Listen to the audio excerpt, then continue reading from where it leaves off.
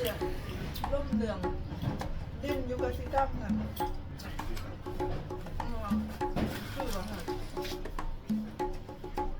คือไปกับเพื่อนซื้อแล้วชุดมาต่างจะลงมาเลยคือว่ายำตู้มาอยู่น่ะแล้วหันค่ะ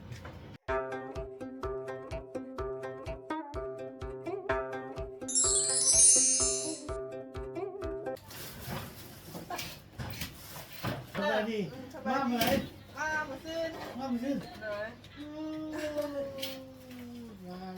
สาวมายามขังว่าหิวสบายดีนี่ฮะ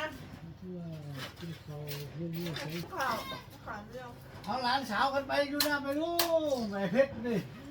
ไม่ขึ้นด้วยนะ ของเราบ้า เพชรน่ะเพชรคูณตู้นั่นถูกต้องกันไหมล่ะ ฝากลูกไปเอาเป็นป้าชิม ลูกป้าบัวฉันจะวันแบบ มึงก็เตี้ยมใครเพชร โอ้นี่เลยโอ้ยอย่ามันขายจังเพื่อน ไปไป ไหนอ่ะเนี่ย เมียกินเขา บอกเอามาก็ ถูมือเนาะ หัวสารหัวก็หน่อยตัดทิ้งเลยนะ มือพี่ลูก เอาว่างกัน เขาดูเบื้องหน้า พอมันยังข้างไหน เขาสิล้มมันลึกกว่าตู้ทำตามมาเลยโอ้นั่นมันกับจอมโซ่ที่ท่านมันดิ้นมองเราดูดิอ่ะ ตั้ง ตกลงนี้ได้ เขาเสียร่มเหลืองดินอยู่กับสีดำค่ะคือว่าค่ะ คือไปกับเพื่อนซื้อแล้วชุดมาต่างจะลงมา เลยคือว่ายำตู้มาอยู่น่ะแล้วหันค่ะต่าง มาต่างอยู่นะต่างให้ต่างเพื่อนอยู่ ต่างสู้ยูหรอสู้ผม มา ยูหรอ มาอยู่คือเมื่อทุกอัดตู้ไว้ขันมือคนไปนอนเผาเหอะ อาป้า ทางเขาหัวเสาเสา เดี๋ยวเขาเผา เขาเสาเนี่ยมัน อาป้ามาเลยเว้ยก็ทราบยังไงก็มันจะลอยมันจะลอย แล้วซื้อตัวอันว่า ไม่ใช่ยืมตัว อันว่าแล้วว่าพอไม่รู้หลายคนเนาะว่าแต่รู้ว่าว่าเขาเป็นเลยอย่างมันนั่นขนาดนี้นะ พอเราเป็นชิ้นหน่อย เป็นแบบ เอาเหอะลูกสาวลูกเคยไปฉันจ้า อาป้ามาแต่อุดิสมุนนี่ เหอะลูกสาวลูกเคย เจ๊ ก็ระมัดหลังจะรู้มากก็จะเอ็มรักษาเหอะ อุดิออฟจะสอบ เป็นคนเขาเงินเนี่ยเอ็มเอากินกูมากูรู้ แล้วว่ามีลูกหลายคนเห็นเราอยากรู้นั่นเอาเถอะตู้แล้วเขาจีบาเนาะ เขาบอกว่าก็ พ่อแม่ มา บ้าน ให้ เนี่ย สอบ ลิ้นพอบอกว่า ตั้ ตั้ ง ง มาหน้าซอนนะจังเลย เนาะเขาจะมาตั้งเยอะไปเรื่อนมาเขามาไปยังยุ่งมาเล่มเขาจะดูเขาจะจ้างปีนึงเขายังบ่มาเดือนนึงสั่งเชิญน่ะเราอ่ะ พาเธอแล้วจะเปลี่ยนเป็นดูมันมาตั้งเธอจังหัน รู้ว่าตังค์แล้วก็แรงมือที่มันเป็นตังค์เราตังค์เพื่อนเราทำได้เราก็แรงมือที่นี่ออกซื้อเรา ก็มาแล้วเข็มท่าน่ะอุดิเราจึงบอกเราคือบอก ใจเด้อ เป็นหนัง เป็นว่าถ่ายปีนี่ เขาเป็นหนังหรอกมาอยู่เฮาอยากไปอยู่เฮาก็อยู่เฮาเมื่อยเฮาอยากไปนอน อยู่จะไปอยู่ ดิ้นนั่นเขาไม่เอาหือซะเฮ็ดเอง กูมาเล่น เฮ็ดเท่าเดิมเลยพอรับประมูลพอประมูลเลยพอบริการคนเฮ็ด ออกแบบมา เฮ็ดแบบ เล เดิ ย ม ตอนจิตมันตัวลอยก็ชาจินโคโกอาป้าตอนนี้กำลังพูดเรา ออกแบบมานะ เล่าว่า แบบสร้างไปเห็น 짜게지 만들어서 병원 있잖아. 돈이 없으면 이거 뭘 이거 호텔 게스트하우스가 คนว่าถ้าเพิ่มมาเลยว่าคนต่างเรื่องแล้วก็พอรักษาก็ที่มาเสาเป็นมือก่อนแล้วตู้มาตู้ดีตู้หันแต่อันนี้อย่างตู้เสาตู้ก็เอาเลยเขามาอยู่ เนาะงั้นเนาะครับมีคนอยู่มัน มีคนรู้ครับมีคนรักษา อ่า สู้มากกว่าจุ๋งไปห้องนึง2ห้องแล้วสู้จุ๋งก็แล้วเรือนเกิดเขาเสา มันรู้ว่าคางหมอไว้ถ้าเขาย้ำมา คนของการกิจกรรมเสาเราคันเป็นเฮือนอยู่หันมีเองคนเสาเราเนาะ เอามาเลย เลยมันเนาะสมมุติว่า มันจะเลย เรื่องของพ่อแม่เขาได้ 형이 많아. หนามันกี่มัดหนาแท้มันน่ะ เพชรอันข้างเกียนท่านนั้นเอาวันคนที่นำมา นี่พกไปไหน เห็นครบอะไรเห็นครบไหมครับเห็นครบ ก้อนเยอะ เรียน เลย เลย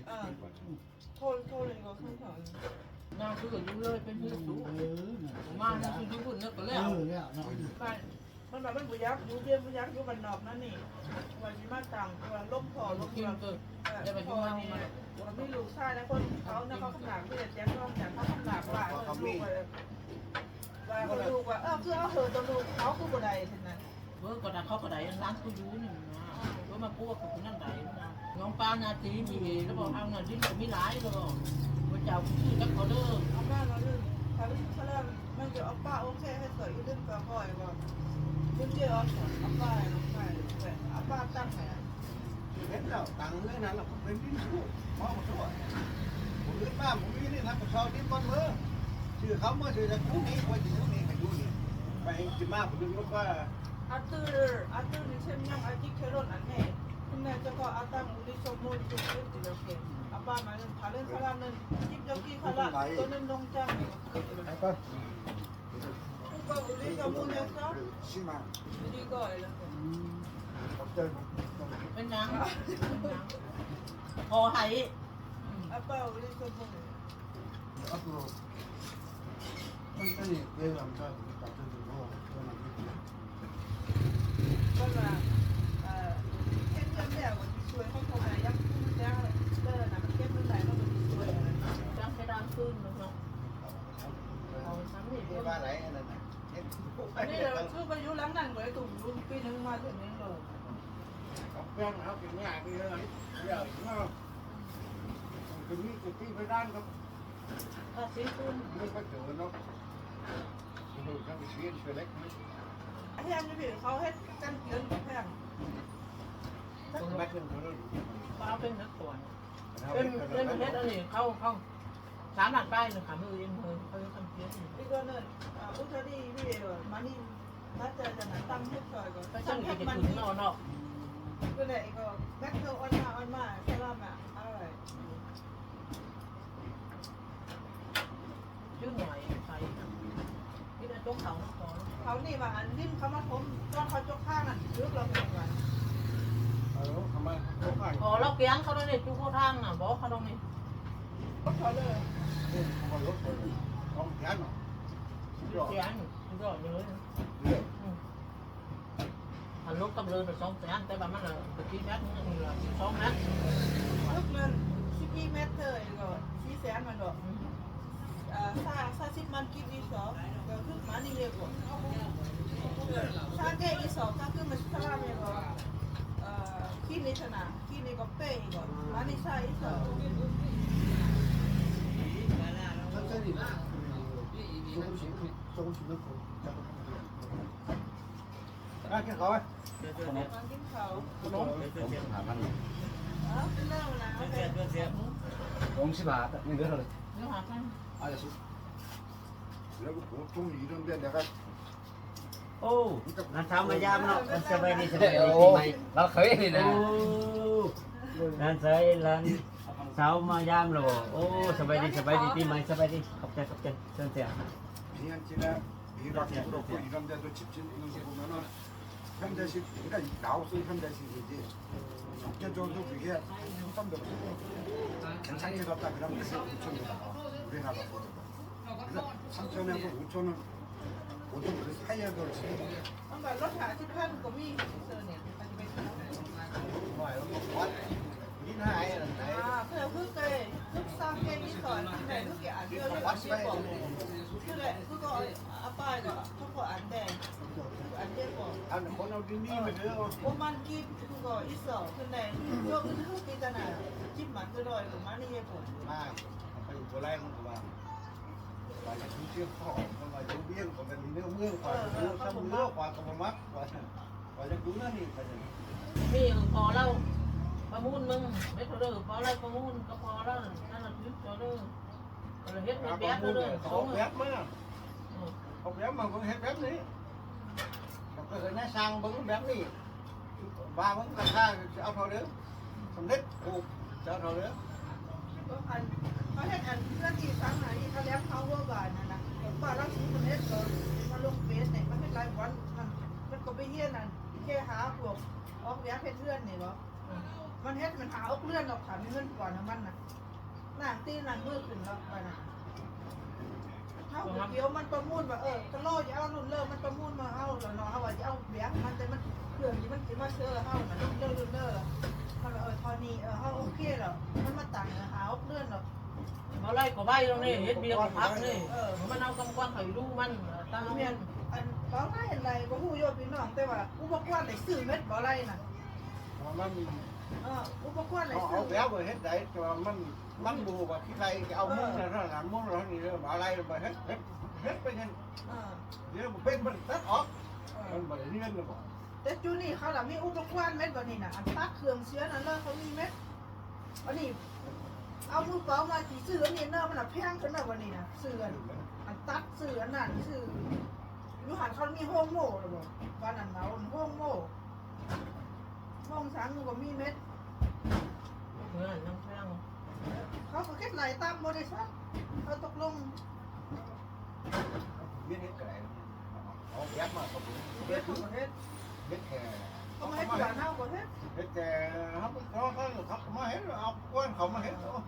เอาป้าว่าเรื่อยๆเทใส่ที่มันเรื่อยๆสอบเป็นน้ำชลาไม่เก็บดีที่ก็ยิบเป็นชั่วโอเคที่ชลามันตั้งไว้ซ้อมโลโก้เทสันฮาโก้ไทยพ่อมอยกับจังมุนมอสายงเหวดีโอเคข้าหยอกไปโอเคที่ชลาไว้เป็นน้ำชลาบ้าไหลเยอะกว่าบ้าไหล เอาคือทั้งเอา มันยังเกห้องเจ้มันตลอดนึงอีก็ออฟสอบโต้ชาสอบท่อปีใส่จะดึงเหรอพักมอมอยก็ออฟสอบนั้นเชจะละสอบออฟสอบท่าท่อซ่าเกิดปีใส่เทซ่าหนึ่งท่าที่สองบุญกว่าอีกก็มุมมันตลอดคือยังไงยิบใครออกมา เอาเฮ็ดกับเพื่อนรู้ว่าโอเคจัดเอาแต่งเอาน่ะแต่งเอานี่บ่มีตัดเอาตัดนี่จอดเอาจอดนั่นเขาบ่มีคือมีกับคนหลามเฮ็ดเขาหมายถึงว่าผู้ยืนมาเฮ็ด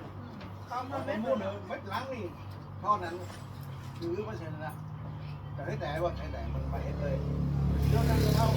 ครับเรื่องเขาถึงกลางมือขืนเราเขา มันยังเกห้องเจ้สลามจะกินสุนยอนหน้าสมมติเองก็เคซันมูลาสอบมานี่สามกับน้ำมาสอบอีกโอเคเซโตเคซันมูลาสอบเกิดชอบพิซซ่าเคซันหนึ่งเคซันมัดจ้ะ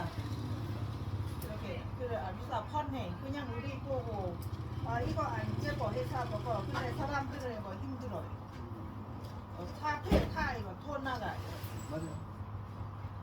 คือสลามยากี้คุณเราให้สู้ที่จีมันคือ힘이 사용해 물관이가 만들어 없어. 애인이 하면은 계속 이거 사다 저거 사다 소비자 가격이라는 걸로 다서 산단 말이야 비싸게. 근데 이 건설업체는 도매로다가 지정된 그 저기 사서 갖다가 쓰잖아요. 그러니까 조금 저렴해. 맞아. 그 아빠 뭐 회사 보니까 회사 더 좋아. 저 인데 더 비싸요. 밑에 그 담 쌓고 이걸 회사 아니면 우리가 해야 되는 거야? 맞아. 짠지연은 깜린 돈은 아콘 하우. เอาให้เราไปไหนเขาก็เดินบุกเป็นเดินเลยเขาตังเดินเขาตังดิ้นปั๊บมันเท่าเฮ็ดกับคือมันเลยเนาะ 우타리 좀 뭐뭐 그냥 뭐 대진. áo ra đắp nó đứng hết xong đấy cho lắm này phải rồi canh trước canh 아빠가 우타리 이거 만들어 놓고 개인 그냥 보러. 나중에 땅 이거 딱딱해서 딱딱이 시간 지나서 시간 지나서 그 집 만들어 그 그래 회사 우리 일단 그거 먼저 하면 되겠다 มันว่าปั๊บดิ้นเขาเนี่ยจะหาเพื่อนมันก็จะแหนมเนาะ riêng học con 시간은 많아 급한 거 아니야 천천히 해도 돼 ถ้าว่าก็บ่เผาเฮ็ดไปแล้วเขาว่านั่นก็ได้ kiếm đinh mày con kiếm đinh mày ơiมันnénมันเป็นตังแล้วบ่ 이거 ช่วยสอบแบบมาหรือเรื่องตัวเฮ็ดตรงนี้เอาแบบมันมาตรงนี้ ให้เลย ช่วงหูมันมาเปิดมาสอบดูก็พูดเขาเฮ็ดได้แล้วเท่านี้ราคาเท่านั้นเท่านี้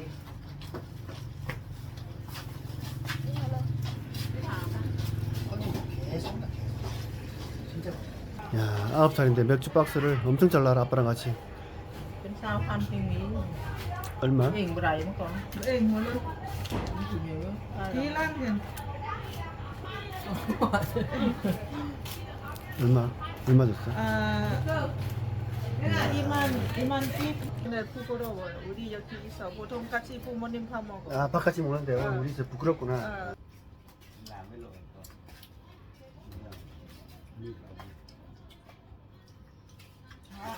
cái nước chín thân chứa bên phải khó mới bắt gần là không phải con lên được 아우 나 오늘 오라. 나 다방 컵. nội sao khó là bạn khó các bạn đi về rồi 어때? 오늘 부모님 땅 선물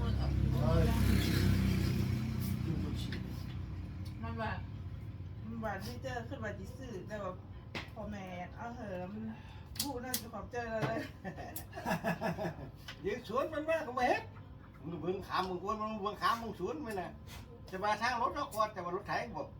ให้หยาทิ้งเลยจะมาไหนนอนจะมาทางรถหัว นี่แกอัปเปอร์บอร์เรอร์นงชาทำยอดเนี่ยอุ้ยตั้งมาน่ะเคยยังเห็นชาใช่ไหมบอกว่าเขาเนี่ยไปรักษาเอาหน่ะใน ที่ทางท้าอันนั้นนะไถหน่อยเช็คหน่อยไถคนเอาตื่นเช้าก็มากินว่ารู้นั่นนะพวกใหม่อื่นเชื่อหนามมันก็สะดวกตัวบ่ ยกกินนมจังไงบูเลยพ่อนเห็นบูไม่ปี้เหมือนกับสลัดปี้เหมือนนำ มีcó năm hồi cháu làm nó tốt à tin tốt mà mới chẳng có cô chưa nó สบายๆน้ำเนาะนี่ chẳngมีthò บู nhớ เลยพ่อน mà เห็น ถ้ามีทอเล็งไปจักมุดทางให้เงินถึงเมื่อก็กดได้ด้วยมันถึงเมื่อ กินไปซื้อยาอยู่ก็ได้นะ nó một khăn một năm เอ็ดดูว่าคล้องว่าโหนไปโหนมาเราเหม็น ไงโอ้ยอยู่ดีเลยอุ้ยเป็นไงอ่ะ นี่โทรหาถามเพี้ยนนี่พูดมาเลยเนาะ บ้าแถวนี้ไปเรียน ไปเพี้ยน บ้านมันบ้าน นี่จนไม่หลับฉันรู้ตรงว่าคือคนไม่เชื่อ